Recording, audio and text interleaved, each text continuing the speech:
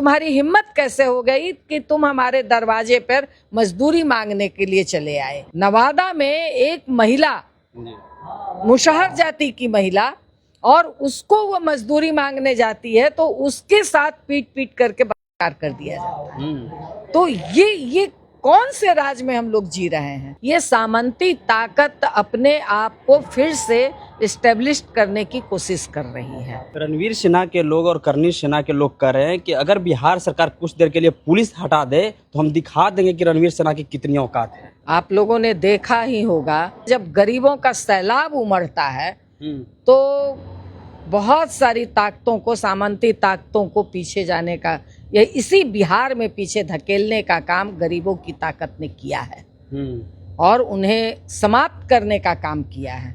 मगर सत्ता के बल पर आप फिर सर उठा रहे हैं तो गरीब लड़ेगा और फिर से आपको पीछे धकेलने का काम करेगा। रोहतास के दिनारा में जिस तरीके से एक मजदूर मजदूरी मांगने के लिए जाते हैं और उनको मौत का घाट उतार दिया जाता है, उसके बाद से रणवीर सेना के लोग कहा जा रहा है कि लगातार धमकियां दे रहे हैं और महापंचायत के आयोजन करने की बात कर रहे हैं। हमारे साथ बातचीत करने के लिए एमएलसी हैं शशि यादव। क्या कहिएगा, मजदूर अगर मजदूरी मांगने के लिए जाए तो क्या उसको मौत का घाट उतार दिया जाए?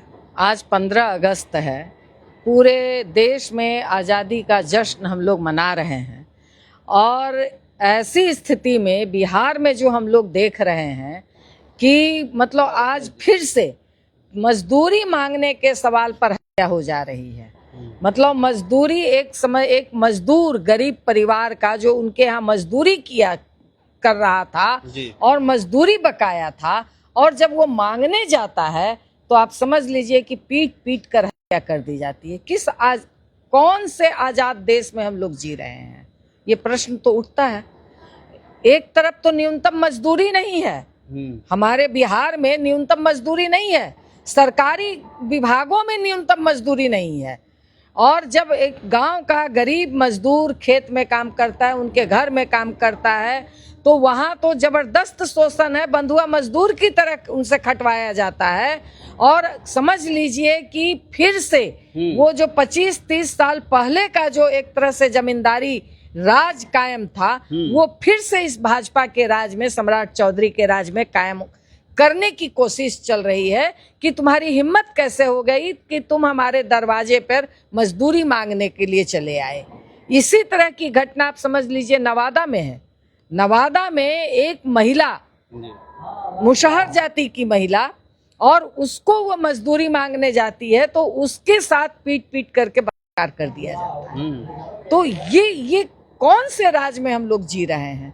कौन सा आजादी का जश्न हम लोग मना रहे हैं? क्या आज भी सामंतवादी विचारधारा लोगों के अंदर जिंदा है? जिंदा नहीं, ये फिर से पनपाया जा रहा है। भाजपा के शासनकाल में फिर से इसको मजबूत किया जा रहा है, जिसको कि एक समय में लोकतांत्रिक आंदोलन के नेतृत्व में, भाकपा माले के नेतृत्व में लड़ करके इन सामंती ताकतों को पीछे धकेलने का काम किया गया था। आज फिर से वो सामंती ताकतें जड़ जमाने की कोशिश कर रही है। रणवीर सेना के लोग लगातार एक्टिव हैं अजीत तिवारी के सपोर्ट में, क्या कहिएगा? रणवीर सेना को वही तो मैं बता रही हूँ। अब वो रणवीर सेना है कि रणवीर सेना के नाम पर फिर से नए सिरे से ये सामंती ताकत अपने आप को फिर से इस्टेब्लिश करने की कोशिश कर रही है। मैं बार बार इस बात को कह रही हूँ क्योंकि भाजपा के शासनकाल, भाजपा का राज सामंती ताकतों के मनोबल को बढ़ाने के लिए काम कर रहा है, अपराधियों के मनोबल को बढ़ाने का काम कर रहा है। इसलिए ये, जबकि बिहार है, लोकतांत्रिक आंदोलन का ये गढ़ रहा है। आप तमाम लोग, आप लोग नौजवान हैं, आप लोगों ने देखा कि 22 जुलाई को, 25 जुलाई को किस तरह से नौजवान बच्चों ने, लड़कियों ने पूरे तमाम चीज़ों को धता बताते हुए अपने सवालों पर सरकार को झुकाने का काम किया है। अजीत तिवारी के पक्ष में रणवीर सेना के लोग खड़े हैं। क्या आप लोग माले के लोग आप इस मजदूर के लिए लड़ाई लड़ेंगे? हम लोग लड़ रहे हैं, लगातार हम लोग इन प्रश्नों को लेकर के संघर्ष कर रहे हैं, और दीपांकर भट्टाचार्य भी 17 तारीख को दिनारा जा रहे हैं।